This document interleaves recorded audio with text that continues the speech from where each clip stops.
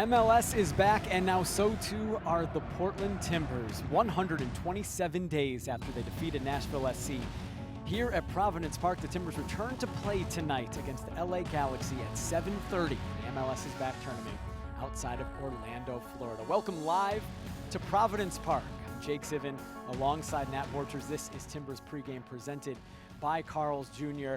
It has been 4 months since the Timbers have played soccer. Our world has changed literally immeasurably in that time. Nat Borchers, if you're a player getting ready to play in this new world that we live in, how are you handling preparing for tonight? Well, Jake, it's been 4 months since I've stepped on the field. Haven't walked in those lines, haven't been able to enjoy the game I love playing. And there's been a pandemic, there's been social issues, Black Lives Matter. All these things are outside of the game that are so important.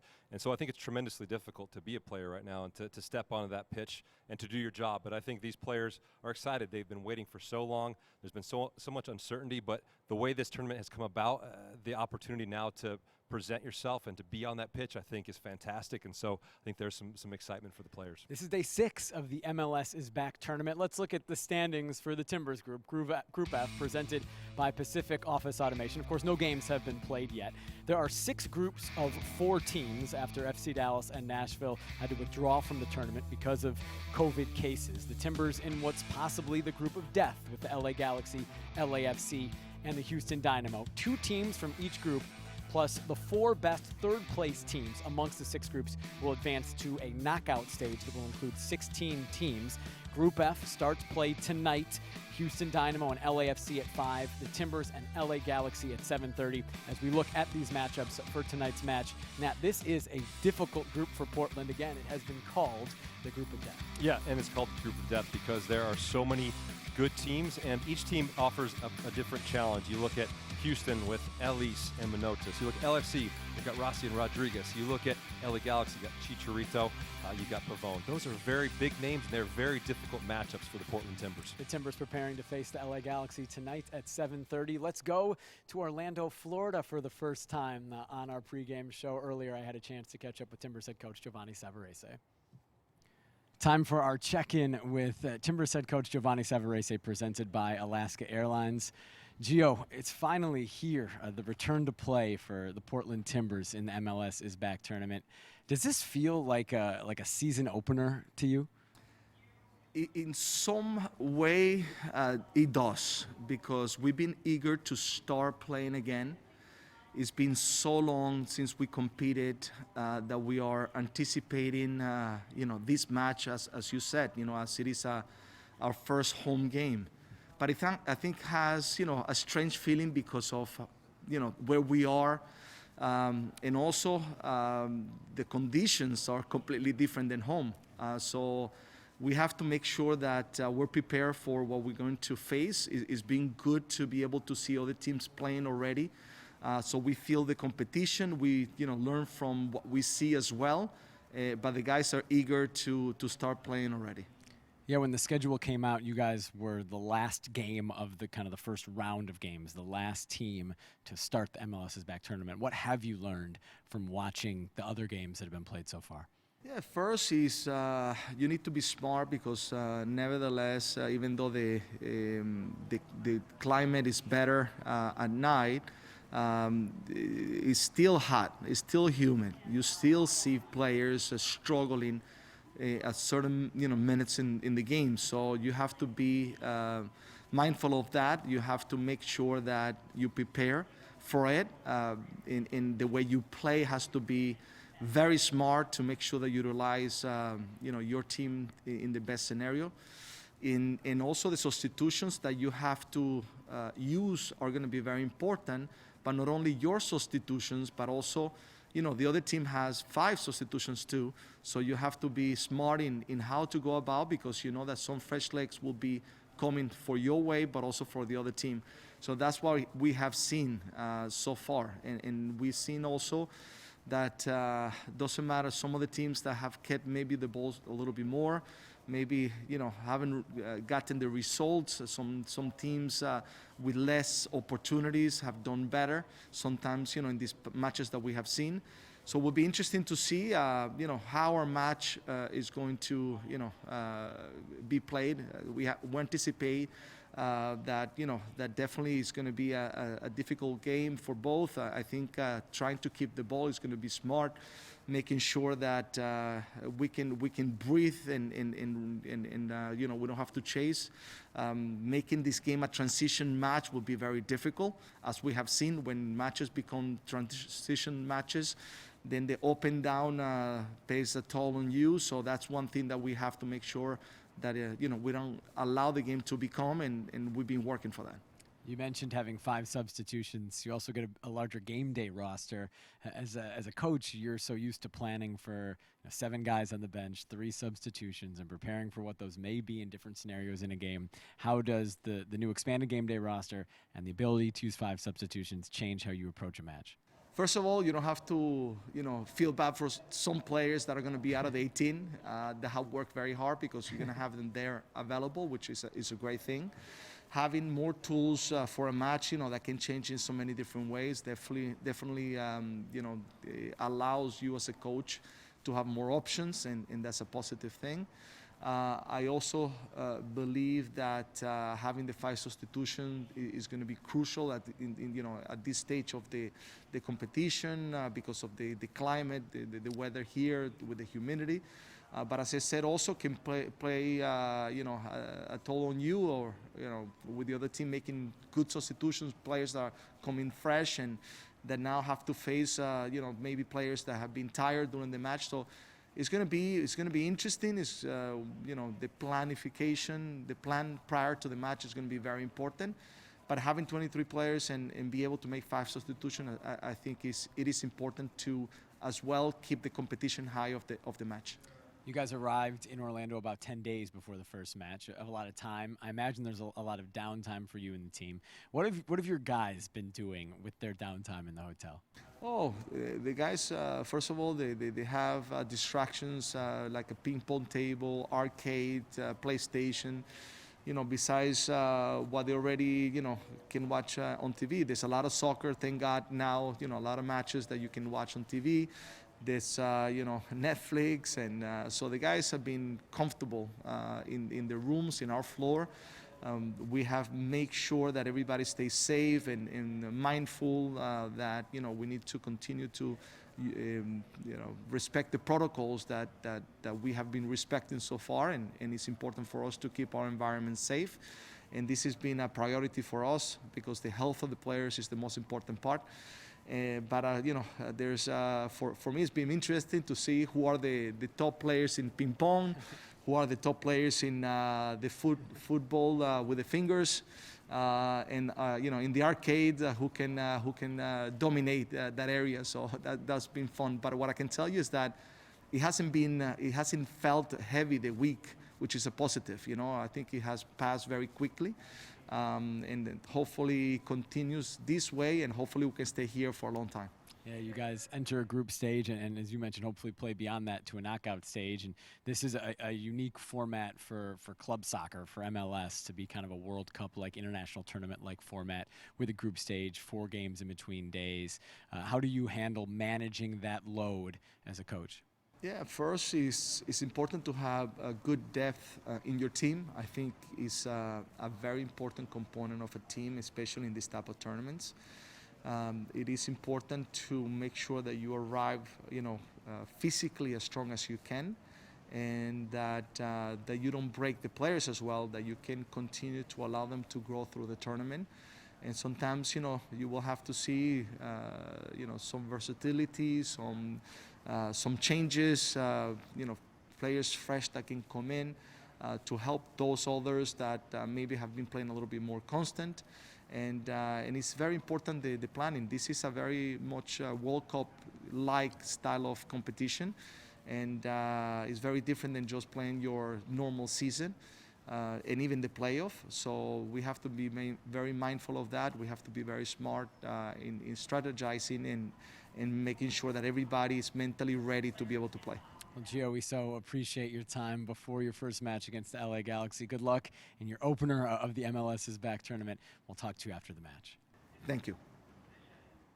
I had a chance to chat with Giovanni Savarese, ask him some questions. You have the chance to ask Nat some questions. If you're on social media, if you're watching this on YouTube, in the comments, post your questions for Nat later on in the show. We'll get to them and hear what Nat has to think. One of those questions might be, how do you stop Chicharito if you're the Portland Timbers? The LA Galaxy have one of the most accomplished players in the league. No more Zlatan Ibrahimovic. It's now Javier Chicharito Hernandez. He's Mexico's all-time leading scorer, 52 goals for the national team. He scored over 200 career goals playing for massive clubs. Started at Chivas de Guadalajara in Mexico, then went to Manchester United, Real Madrid, Bayer Leverkusen, West Ham, most recently at Sevilla. He's reportedly MLS's highest paid player.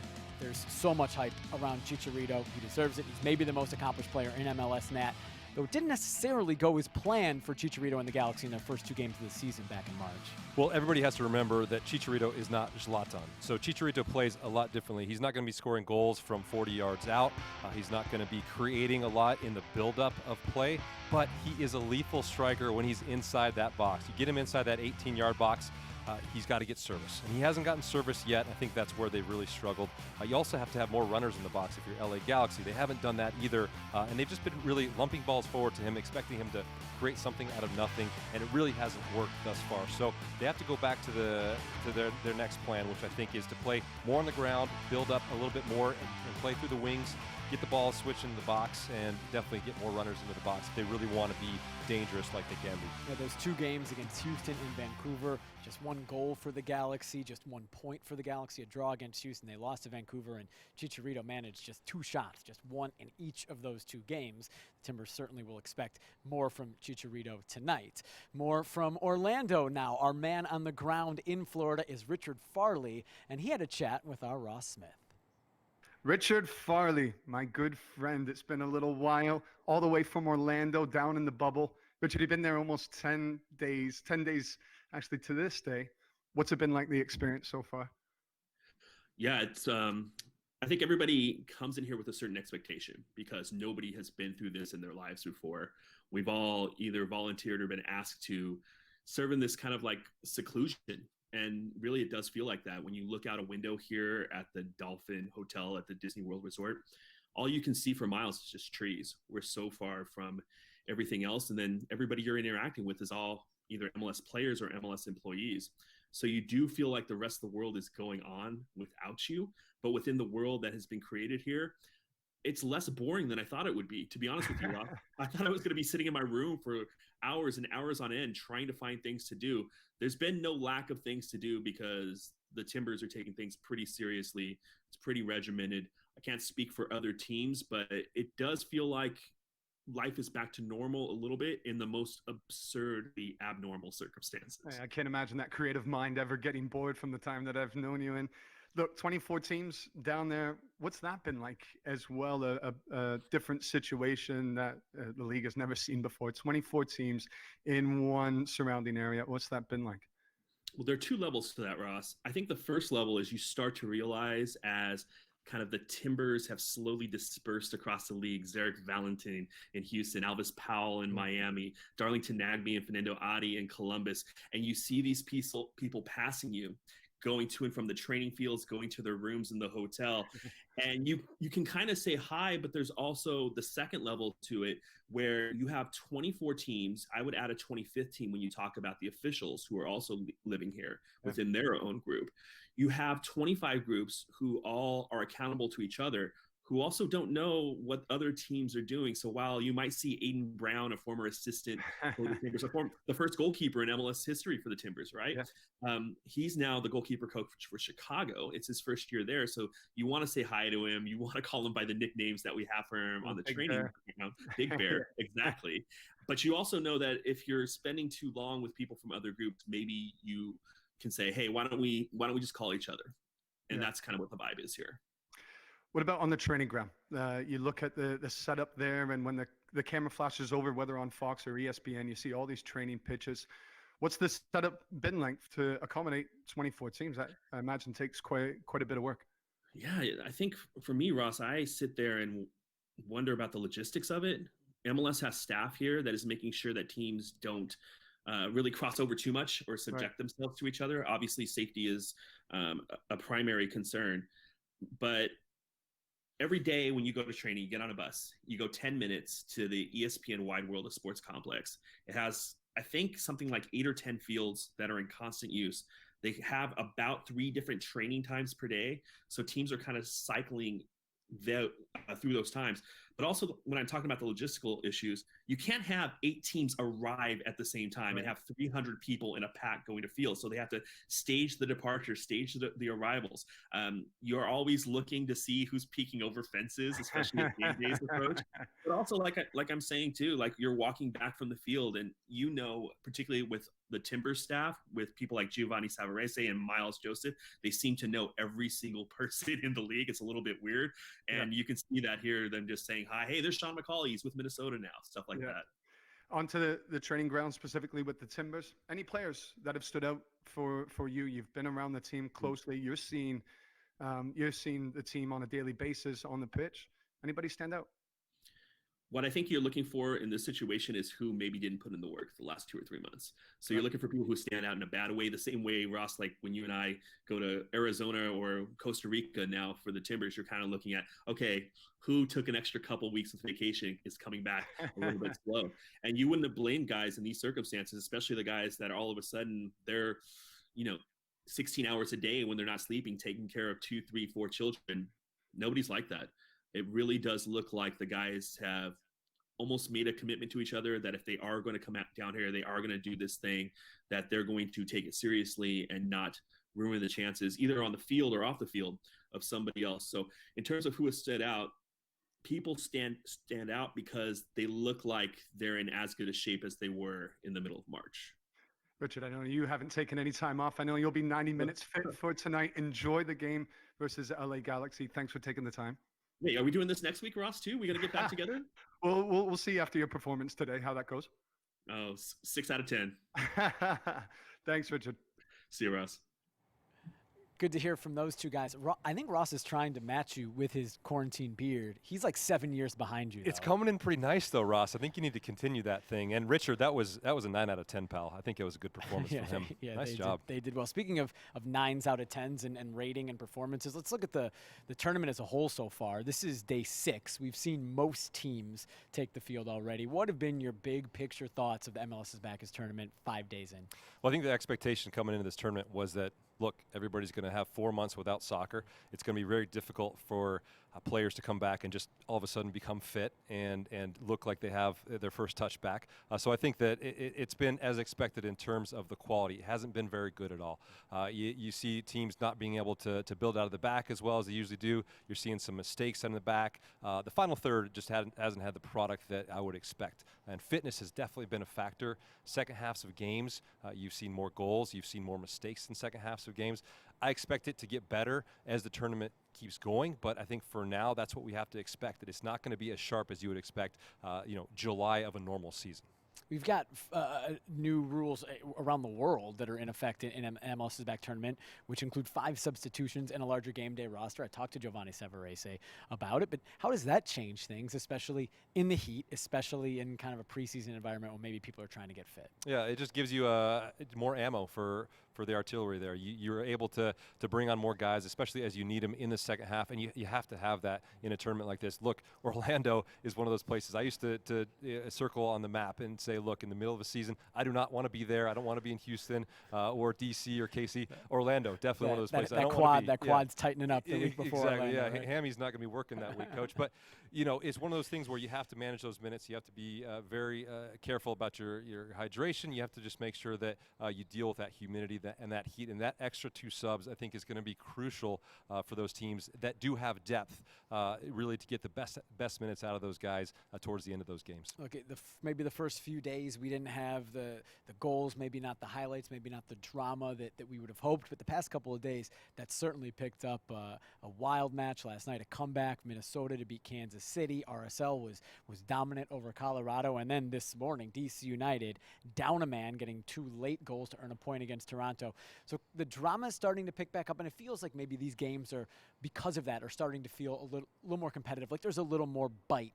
maybe because of how some of the most recent games have gone. Yeah, and I think that, in the first round of these games, teams may be a little bit more tentative. They're not going to want to open up and try to get results because they're kind of feeling things out and feeling out their own bodies too. We've seen so many injuries already occur in this tournament because guys just aren't 90 minutes fit. So I think as the tournament progresses, you're going to see a little bit more of that. And I think that it's just really important for teams to be aware of, okay, what do we want to do against this opponent? Because you can't play the typical tactics you may normally play this time of the year, in the certain weather that you're going to have in that market. You're going to have to make sure that you're more conservative, maybe you keep the ball a little bit more, but it's really going to come down to what's the best fit for your team. And the cool thing about doing this show live here at Providence Park on this afternoon of the game is we can reach out to you all watching and get your questions and your input, what you want to know about this match and what you want to know from Nat. We'll start with Jason via Twitter. What are you expecting from Jarek Kowalski, who didn't play the first 2 games because of an injury? We haven't seen much of him in training, to be honest, because he wasn't really training earlier in the season. What are your expectations from him in this tournament? Well, I think that's a big question because he's been a big signing for the club in the offseason. He's meant to come in and complement the strike force you already have with Jeremy Abobasi, Felipe Mora up top. I think he's a bigger presence in the box, so I expect him to be able to come in maybe late in games and be able to get on the end of things in the box when you need that striker to finish. I think he's going to be a really good striker when it comes to just 18-yard box service, be a finisher. And I think that presence, just being a bigger body, is going to be really helpful for the Timbers when they play certain opponents and in certain types of matches. And I'm really excited to see him play, him to get minutes and just see what kind of player he is, especially in this league, because foreign players, it's very difficult to acclimate quickly to this league. He was the leading goal scorer in the Polish league when the Timbers signed him this offseason. They certainly hope that he can find that goal-scoring form here in Portland. Rocky via YouTube asks, how do you pick a starting 11 from such a deep roster? Always the most difficult thing for a coach, especially when you're Giovanni Savarese and you have a lot of depth like this Timbers roster does. I think it's going to come down to the opponent. So, for example, you play a game like this, LA Galaxy, you're playing against a guy like Christian Pavone. You have Chris Duval as a right back. You also have Pablo Bonilla. You have experience with Duval. Bonilla is maybe a little bit more untested. You have to figure out, okay, which guy do you want to go with and who's also going to really pair with Mabiala maybe in that right center back position as well. So there's a lot of factors I think that go on along with that decision. Fitness is a big one too.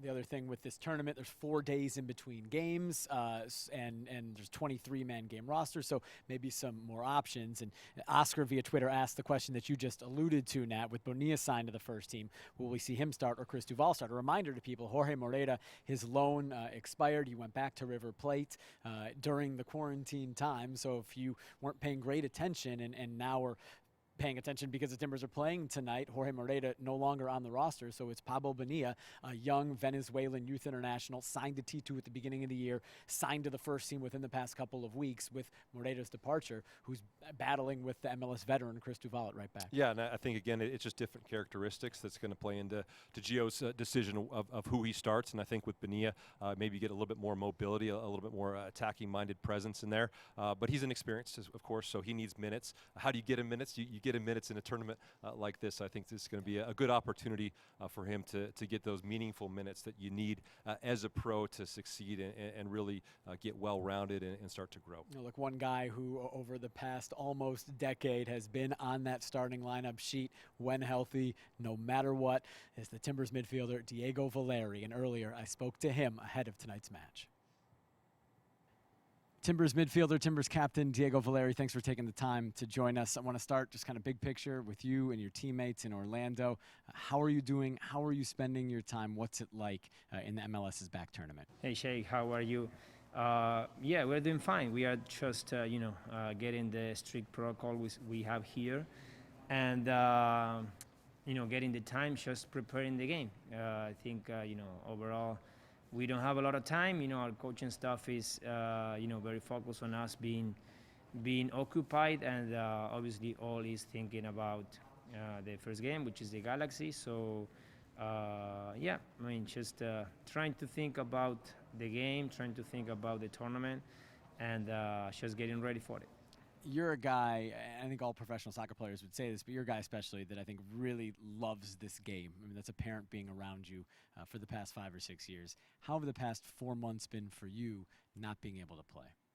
You know, the past 4 months, it wasn't easy for anybody. Obviously, not only about soccer, everybody knows that, but of course for us, being not able to play games, to train as normal, it's been so difficult. Obviously, we know that for our supporters, it's the same, and we are here now, getting ready to compete closer to the game, and it's that's what realistically makes me happy.